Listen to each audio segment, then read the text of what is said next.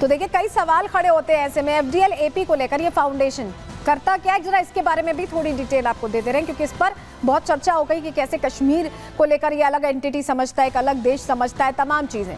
इसमें सोनिया गांधी को प्रेसिडेंट हैं, ये भी हमने आपको बताया। लेकिन the forum of democratic leaders and Asia Pacific, ये है इसका नाम। एफडीएल एपी का फुल फॉर्म आपको बताया।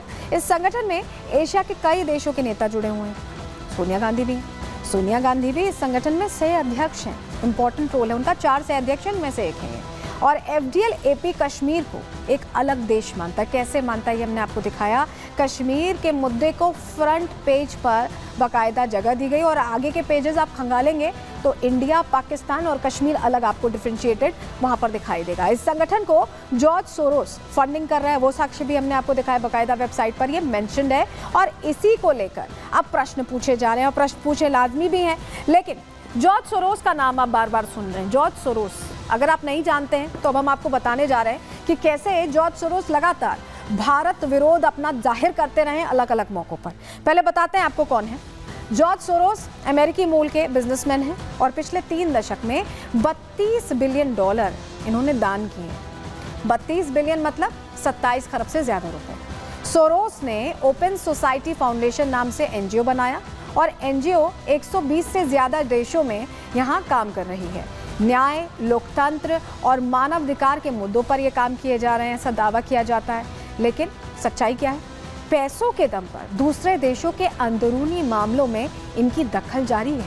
कई देशों में तख्ता पलट में इनकी भूमिका संदिग्ध रही है और ये सवाल कई बार अलग अलग मंचों से खड़े किए जा चुके हैं कि ये जो लिंक है, जहां तख्ता पलट होता है, जहां सत्ता विरोधी कोई लहर हो रही होती है, वहां पर ये कैसे लोकतंत्र और न्याय पर काम करने वाले एनजीओ से इतर इनका अलग एजेंडा है और उसको लेकर ये काम करते दिखाई भी दे रहे। खुलासा भी ऐसा ही हुआ है जॉर्ज सोरोस के बारे में। चलिए जरा आपको बताते हैं। अब हमने आपको ये बता दिया, लेकिन जो शक जाहिर कर रही है Bharatiya Janata party, deep state का जिक्र अभी कुछ दिन पहले हमने प्रहार में आपको बताया था, शक अलग अलग चीज़ों को लेकर जाहिर करी। टाइमिंग को लेकर बहुत प्रश्न है। क्यों प्रश्न है जरा समझिए। चलिए जानकारी आपके सामने रख रहे हैं। सोरोस का प्रोपोगेंडा कैसे एक्सपोज हो रहा है। सोरोस का कांग्रेस से लिंक है ये आप समझ गए, लेकिन एजेंडा देखिए। संस्था एफडीएल एपी, जिसके बारे में भी हमने आपको जानकारी दी, निवेशक कौन है इसमें? जॉर्ज सोरोस निवेशक हैं। और एजेंडा क्या है? कश्मीर को भारत से अलग करना। ये पहला एग्जाम्पल। दूसरा एग्जाम्पल, संस्था हिडनबर्ग, अभी हिडनबर्ग की रिपोर्ट जारी हुई थी, आपको याद होगा। निवेशक इसमें कौन है? जॉर्ज सोरोस निवेशक हैं। एजेंडा क्या है? भारतीय कंपनियों को नुकसान पहुंचाना। आपको याद है कैसे रिपोर्ट आने के बाद शेयर बाजार में उठापटक हो गई थी। तीसरा example, OCCRP, organised crime and corruption reporting project, जिसको लेकर खुलासा हुआ था कि पत्रकार अलग अलग विधाओं के जुड़ते हैं और डिटेल रिपोर्टिंग करते हैं, लेकिन इसमें भी निवेशक कौन है? जॉर्ज सोरोस ही निवेशक हैं। आप इस चीज़ को ध्यान से समझिए और सुनिए। यहाँ पर एजेंडा क्या है? आर्थिक अपराध के झूठे केस कई जगहों पर लगाए गए। इसके अलावा ये जो 3 मामले हैं, ये अपने आप में बताने के लिए काफ़ी हैं कि कैसे जॉर्ज सोरोस हर जगह एक कॉमन लिंक के तौर पर सामने आ रहा है। और यही वजह है कि बार बार ये डीप स्टेट का मुद्दा उठ भी रहा है, प्रश्न भी पूछे जा रहे हैं और प्रश्न पूछना लाजमी भी है, क्योंकि लिंक कांग्रेस से सामने आ चुका है। जरा इसी से जुड़ी डिटेल रिपोर्ट आपके सामने रख रहे हैं। गद्दारी करते हैं। देश में इस समय संसद का शीतकालीन सत्र जारी है, साथ ही जारी है विपक्ष का हंगामा, जारी है संविधान को बचाने का फेक नैरेटिव और जारी है संसद के सत्र में खलल डालकर जनता से जुड़े मुद्दों से ध्यान भटकाना।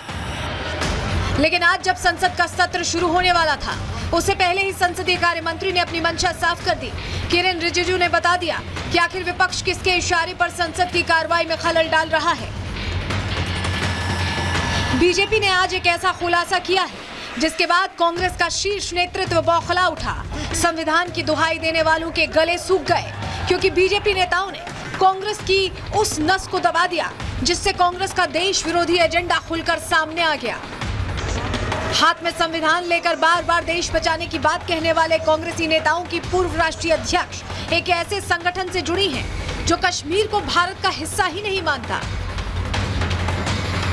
इस संगठन में एशिया के कई देशों के कई नेता शामिल हैं, लेकिन सह अध्यक्षों में सोनिया गांधी का नाम ये बता रहा है कि इस संगठन के मकसद को सोनिया की रजामंदी मिली हुई है, तभी तो एशिया के महत्वपूर्ण मुद्दों को छोड़कर इस संगठन के मेन पेज पर क्राइसिस ऑफ कश्मीर लिखा हुआ है। वही कश्मीर जहां अमन और शांति है, वही कश्मीर जहां के युवा हथियार नहीं बल्कि रोजगार की बात करते हैं, वही कश्मीर जहां लोकतांत्रिक तरीके से सरकार चुनी गई और उसी सरकार की सहयोगी खुद कांग्रेस भी है। लेकिन एफडीएल-एपी और सोनिया गांधी कश्मीर को भारत का हिस्सा नहीं मानते। भारत देश का सिस्टम को अपमान करना, इंसल्ट करना, ये कांग्रेस पार्टी का सत्ता के मोह में ये हो गया है। मैं इसका खंडन करता हूँ। आज पूरा डिटेल में बाहर आ गया कि ये सूरज जॉर्ज, सोनिया गांधी और राहुल गांधी ये एक साथ चल रहे हैं, ये पूरा बाहर आ गया। राहुल गांधी ये लोग देशद्रोह का काम करते हैं। ये जो जॉर्ज के साथ उसका सरोज, ये सरोज के साथ मिलकर के सरोज की भाषा यहाँ राहुल गांधी बोलते और राहुल गांधी की भाषा वहाँ सरोज बोलता और वो फंडिंग करता, जो भारत विरोधी होता उसको फंडिंग करता। एफडीएल-एपी का मुद्दा और ज्यादा चिंता का विषय इसलिए बन गया है क्योंकि इस संगठन को फंडिंग करने वाला शख्स जॉर्ज सोरोस है। वही जॉर्ज जिसका एनजीओ न्याय, लोकतंत्र और मानव अधिकार के नाम पर 120 देशों में अपनी जड़ें फैलाए हुए है। सोरोस पैसे के दम पर अलग अलग देशों में गृह युद्ध और तख्ता पलट जैसी साजिशों के लिए बदनाम रहा है। भारत की संसद में पिछले दिनों डीप स्टेट का मुद्दा बहुत जोर शोर से उठा था। सभापति ने भी इस मुद्दे पर गंभीरता जाहिर की थी, लेकिन विपक्ष इस मुद्दे पर चर्चा करने से बचता नजर आया। लेकिन आज जब सोनिया गांधी और सोरोस कनेक्शन सामने आया तो कांग्रेस के नेता बैकफुट पर चले गए। देखिए, झूठ बोलने वाले लोग हैं, ये झूठा नैरेटिव क्रिएट करते हैं। देश को इन्होंने झूठ के अंदर, झूठ के मकड़ जाल के अंदर उलझा दिया। इन्हें तो झूठ ही बोलना है, इनके पास कुछ होता नहीं है, तो सिर्फ फर्जी बातें बोलने वाले लोग हैं, फर्जी बोलते रहते हैं। वो नहीं सदन चलने दे रहे, आज खुद ही हल्ला कर रहे हैं, नारेबाजी कर रहे हैं, सब कर रहे हैं और एक फर्जी विषय पे, वो कोई विषय ही नहीं, किसी के पास कोई प्रमाण नहीं, कुछ नहीं, एक गलत विषय को लेके हल्ला कर रहे हैं और जो असली विषय पे पक्ष ने उठाए उन पर किसी पे जवाब नहीं। तो सत्ता पक्ष सदन स्थगित कराए, इससे ज्यादा शर्मनाक कोई बात हो नहीं सकती।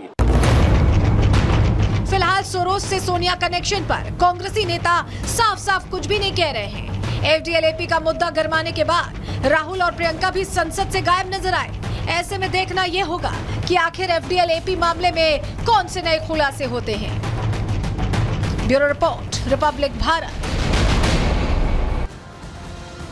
जॉर्ज सोरोस से ही ये फंड लेते हैं और उसी तर्ज पर काम करते हैं, जो इशारा मिलता है, और कांग्रेस से भी, क्योंकि कनेक्शन सामने आ चुका है। एक और तस्वीर आपको दिखा रहे हैं क्योंकि इनके लिए मुद्दा कश्मीर है, लेकिन आप ये तस्वीर देखिए, यहाँ पर आपको आंग सान सू की का नाम दिखाई दे रहा है, जो कि एडवाइजर के तौर पर, सीनियर एडवाइजर के तौर पर इस जो संस्था एफडीएल-एपी इसका हिस्सा है। इनका नाम हम इसलिए दिखा रहे हैं क्योंकि तख्ता पलट हुआ है म्यांमार में और उसके बाद ये जेल में है। लेकिन ये मुद्दा इनके लिए चर्चा का विषय नहीं है, इस एनजीओ के लिए चर्चा का विषय ये मुद्दा नहीं है। जो उनके एडवाइजर हैं वो तख्ता पलट के बाद जेल में है, ये मुद्दा चर्चा का विषय नहीं, इनके लिए कश्मीर चर्चा का विषय है। इस ऑर्गेनाइजेशन की ऐसे में कथनी और करनी में बहुत फर्क दिखाई देता है।